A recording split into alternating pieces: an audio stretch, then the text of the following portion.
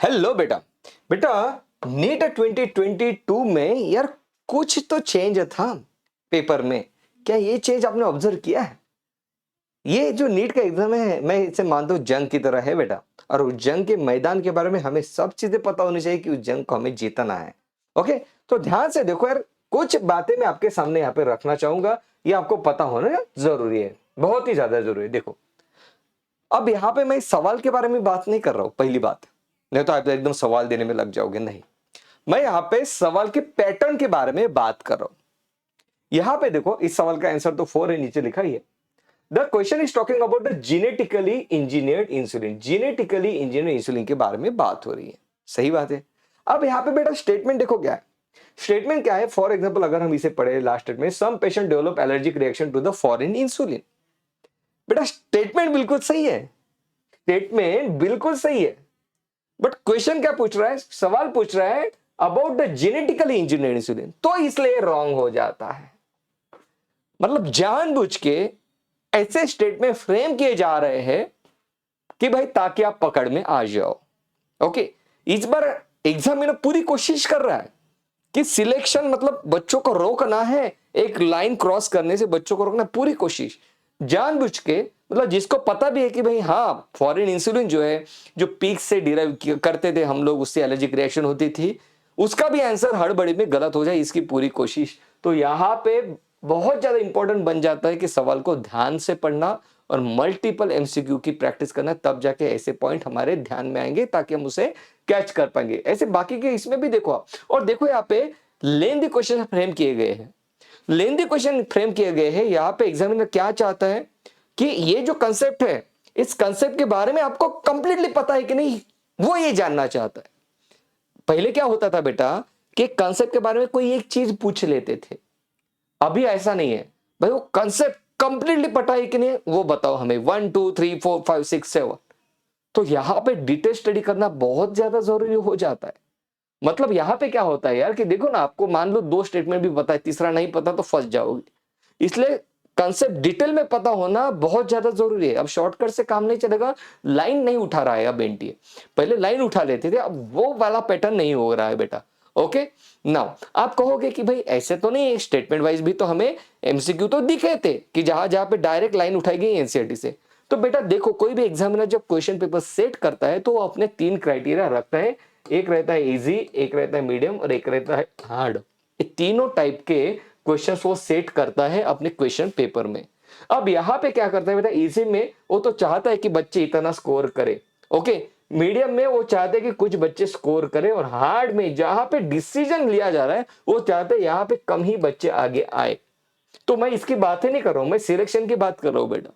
जो deciding question है वो ऐसे क्वेश्चन होते हैं, जैसे आप यहां पे देखोगे तो which of the following are not the effect of parathyroid hormone? Again the answer is 4, that is BDE. यही स्टेटमेंट जो है यहाँ पे पैराथायरॉयड हार्मोन के बारे में गलत है। ओके, नॉट करेक्ट पूछा है। ओके, तो यहां पे भी आप क्या देखो, यहां पे आप ध्यान से देखोगे तो अगेन पैराथायरॉयड हार्मोन के बारे में भाई कोई एक फंक्शन नहीं पूछा, उसके बारे में क्या कंप्लीट पता है कि नहीं ये जानना चाह रहा है। तो I am trying to emphasise that कि भाई कंसेप्ट कंप्लीटली पता होने पे यहां पे जोर दिया जा रहा है, डिटेल में पता हो है कि नहीं आपको, इसके ऊपर जोर दिया जा रहा है। यहां पे आपको फोर्स किया जा रहा है कि भाई कंसेप्ट डिटेलिंग कितना है आपका। ऐसा नहीं कि रट्टाफिकेशन है ना, कि ये रट्टाफिकेशन वाले चैप्टर नहीं भाई, फंस जाओगे।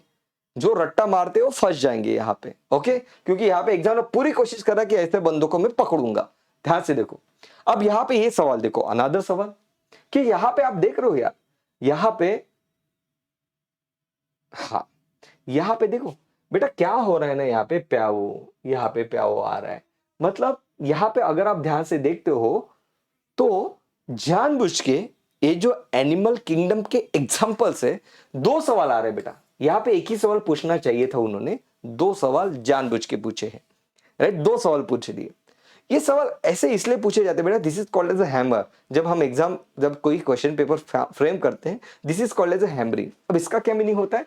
मान लो 10 बच्चे एग्जाम के लिए बैठे हैं। ओके, 10 में से 5 बच्चे एक पर्टिकुलर सवाल का जवाब देते हैं सही से, 5 बच्चे नहीं दे पाते हैं। ओके, फिर दूसरा क्वेश्चन आता है, उसमें क्या करते हैं, उसमें मान लो इन 5 बच्चों ने सही आंसर दिया, इन 5 बच्चों ने गलत दिया, तो भाई कंपटीशन तो इक्वल हो गई। तो इसलिए एग्जामिनर क्या करता है, अब हैमर टेक्निक यूज करता है। What is hammer? हैमर मतलब क्या होता है बेटा कि 10 बच्चे थे, इनको एक सवाल पूछा, 5 लोगों ने सही आंसर दिया, 5 लोगों ने गलत आंसर दिया। अब वो क्या करता है, जो आंसर इन 5 लोगों ने दिया, जिन जिन बच्चों ने ये आंसर सही दिया, वो चाहता है यही आगे बढ़े, इनको रोक लिया, अभी इनको चांस नहीं मिलना चाहिए। तो वो क्या करेगा, सिमिलर क्वेश्चन फिर से पूछेगा, आपको जानबूझ के पूछेगा, ताकि वो चाहता है कि यही आगे बढ़े, इनको रोक लिया जाए। वो चाहता है कि कंपटीशन यहां पे नलीफाई हो जाए, यहां पे टाई ही ना बने। ये जानबूझ के कर रहा है बेटा। This is not the coincidence कि एक टाइप के क्वेश्चंस फ्रेम हो रहे हैं। This is not the coincidence. AIIMS 2012 post graduate entrance examination जो हुई थी, एम्स 2012 की मैं बात कर रहा हूं, ये बड़ा क्वेश्चन पेपर फेमस है बेटा। एम्स 2012 का पीजी एंट्रेंस का, पोस्ट ग्रेजुएट नॉट यूजी। अब एम्स 2012 में क्या हुआ था बेटा, एम्स 2006 के 26 एमसीक्यू रिपीट हुए थे। आउट मतलब 26 मतलब कितना बड़ा अमाउंट हो गया पता? ओके, 200 एमसीक्यू में आपके 26 एमसीक्यू डायरेक्ट प्रीवियस ईयर, एक ही ईयर से डायरेक्ट 26 एमसीक्यू उठा लिए थे।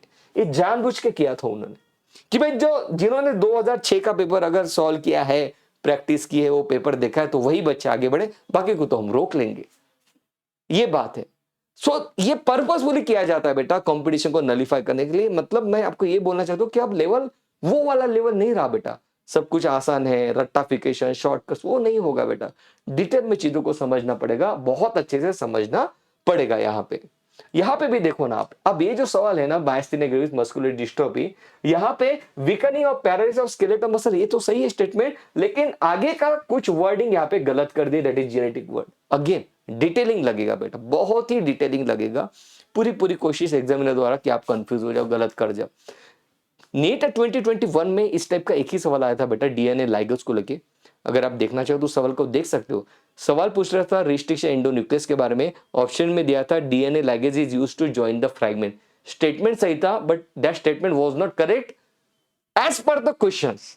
ओके, स्टेटमेंट सही था, लेकिन क्वेश्चन से रिलेटेड स्टेटमेंट नहीं था, इसलिए वो गलत हो रहा था। So this is the new pattern बेटा, this is the new pattern coming up. तो हमें बहुत डिटेल में पढ़ना पड़ेगा, कंसेप्ट हमें स्ट्रॉन्ग बनाने पड़ेंगे, और मोर इंपोर्टेंटली मैक्सिमम एमसीक्यू प्रैक्टिस करना यहाँ पे बहुत ज्यादा जरूरी हो जाता है, क्योंकि लेंथी क्वेश्चन पेपर आ रहा है। यहाँ पे अब ये नहीं चलेगा कि हम सोच रहे, मतलब रिफ्लेक्स की तरह हमें आंसर्स आने चाहिए बेटा, with in a fraction of second answer आने चाहिए। ये तब होता है जब हम बार बार रिवाइज करते हैं चीजों को, जब बार बार एमसीक्यू की हम बहुत एमसीक्यू अच्छे से प्रैक्टिस करते हैं तब। Okay, so please note this down, क्योंकि ये बातें हमें पता होनी चाहिए बेटा। जब हम एनसीईआरटी पढ़ रहे हैं तो ध्यान से देखो, ऐसे पढ़ो कि भाई यहाँ पे एमसीक्यू फ्रेम हो सकता है ना। चलो, that was all about decision. Video अच्छा लगे तो वीडियो को लाइक और चैनल को सब्सक्राइब करना मत भूलना। चलो बेटा, टेक केयर, बाय बाय।